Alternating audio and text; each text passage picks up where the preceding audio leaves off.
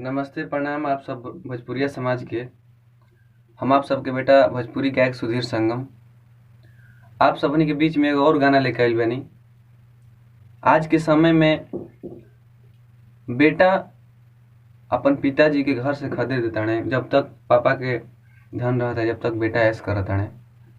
वही पे एगो कवि के विनम्र बा, कैसे बा आप सब एक बार जरूर सुनी। अच्छा लगी तो शेयर सब्सक्राइब जरूर करब।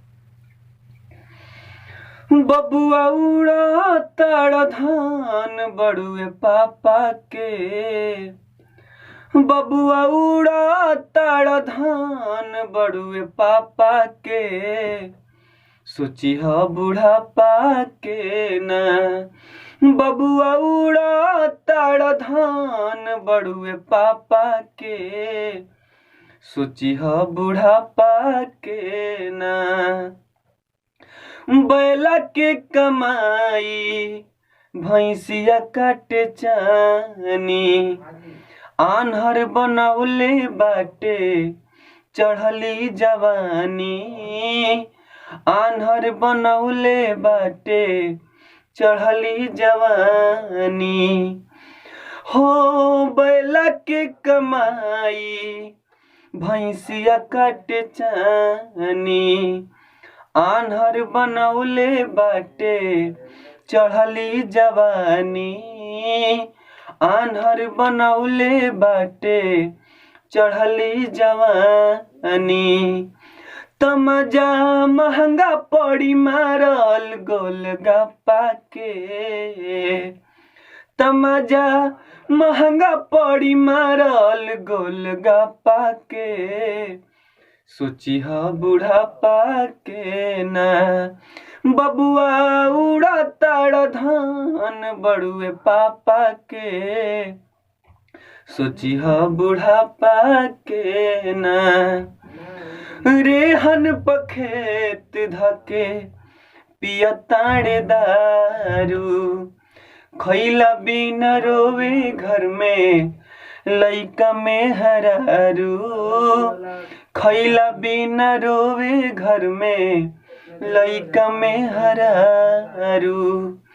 हो रेहन पखेत धके पिया ताड़े दारू, खैला बिना रोवत बाड़े लइका में हरारू, खैला बिना रोई है घर में लइका में हरारू। केहू मदद नहीं करी बाल बच्चा के, त केहू मदद नहीं करी बाल बच्चा के, सोची ह बुढ़ापा के ना। बबुआ उड़ा ताड़ धान बड़ुए पापा के, सोची ह बुढ़ापा के ना।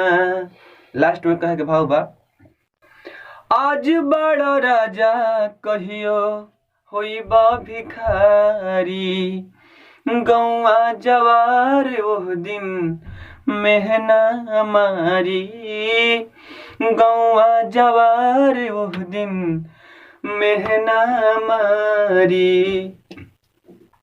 आज बड़ा राजा कल होइबा भिखारी, गौआ जवार तोहके मेहना मारी, गौआ जवार ओह दिन मेहना मारी।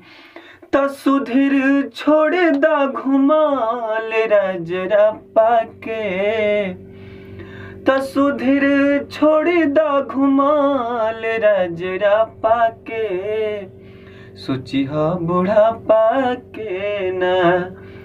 बबुआ उड़ा ताड़ धान बड़ुए पापा के, सोची ह बुढ़ापा के ना। बबुआ उड़ा ताड़ धान बड़ुए पापा के, सोची ह बुढ़ापा के ना। आप सबनी के अगर अच्छा लगी तो हमारा सुधीर संगम ऑफिशियल के लाइक सब्सक्राइब कमेंट